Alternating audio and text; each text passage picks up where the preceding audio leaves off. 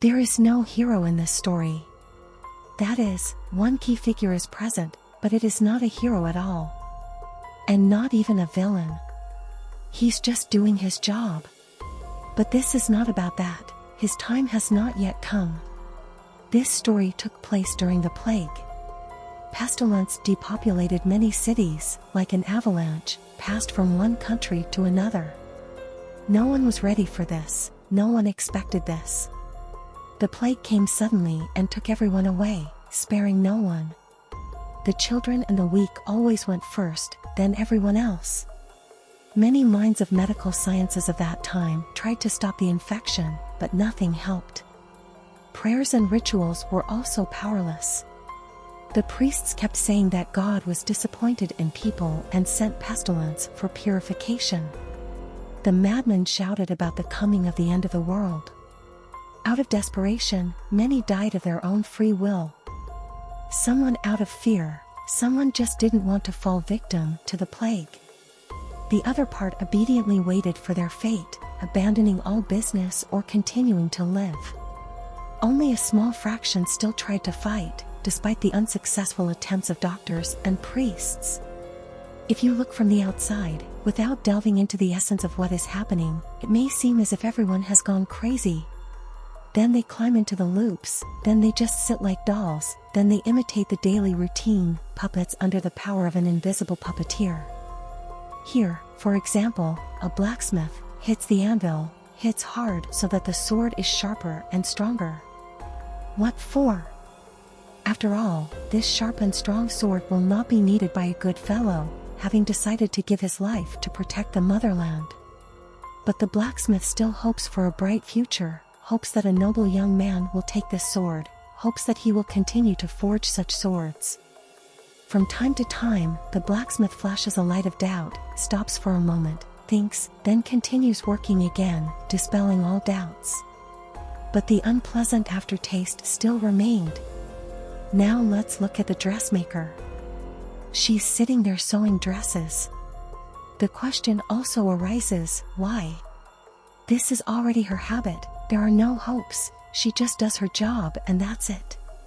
If her fate comes to die, it is God's will. But still trembles at the mention of infection, afraid of a terrible fate. I often thought of leaving my life myself, but I'm weak in spirit.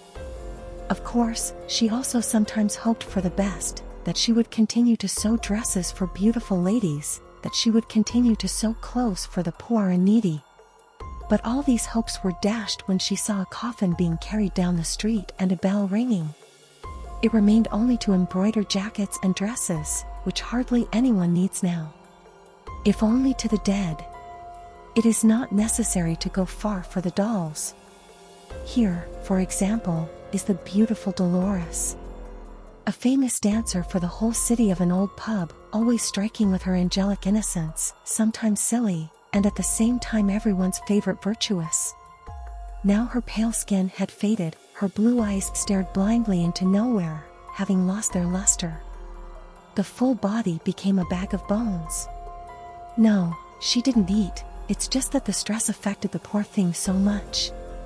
That's what Dolores' mom thought, taking care of her beautiful daughter so hard. She just ate with difficulty, without much desire. Suicides. They have always been there. Despite the fact that such a thing is punishable by the law of God, some decided on such a terrible act. So, for example, the eternally drunk and young Gregory. A ladies' man, a frequent guest of balls and beds, the always cheerful Gregory came to this conclusion: let me leave as a sinner, but I will not give myself to the plague. He no longer saw the point of living on, hoping for the best. He wanted to believe that the plague would go away, that he would attend balls again, that he would climb under the dresses of beautiful girls again, but at the sight of the dead on the street, tears welled up in his eyes, and all faith broke like glass.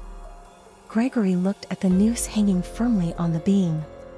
He stood on a stool, stuck his head through the loop, and looked at the window for the last time. Once he had a beautiful view of the city, but now only gray houses and darkness, and so for a long time.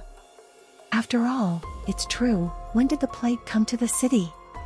Those who saw it won't say they've been sleeping underground for a long time. But Gregory was not going to meet with pestilence.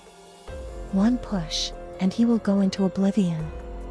Now we have moved on to the guest of this whole carnival of horror and suffering. Pestilence himself is a walking dead man with a swollen plum-colored face.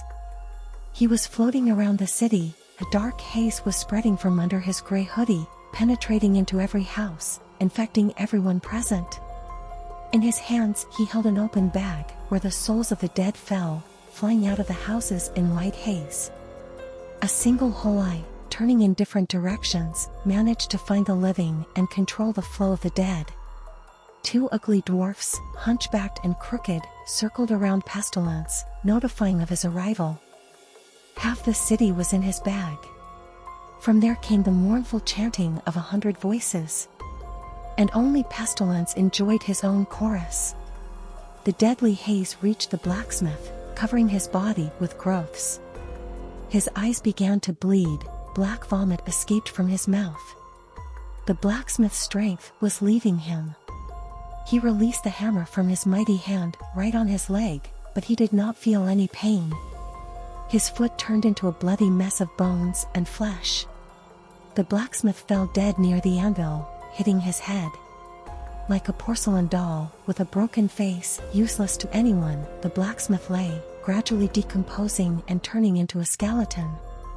The fire in the furnace was still burning, the unfinished sword remained on the anvil. It is unlikely that a valiant warrior will take it now. The same thing happened with the dressmaker, and with the beautiful Dolores. The dressmaker accidentally punctured the growths when she was struggling in agony, touching a jar of needles with her hand, thereby hastening her death. Black and red blood stained the walls of the tailor shop. Poor Dolores was just laughing hysterically. Now she looked like a sack of potatoes. Dolores stretched her arms up and shouted, "May the Lord take care of me, at least there, at home." She coughed up black goo and closed her eyes. Another city fell victim to the plague. Another bag was full. Pestilence gave the bag to the dwarfs, and he went on, quietly singing a lullaby. There are still plenty of souls ahead, good and bad, sweet and bitter, light and dark. The time will come when he will collect all the earthly collection. Unless, of course, there is someone who will stop him. But Moore hopes that he will still have time to complete his work. After all, no one knows where he will go next. Isn't it?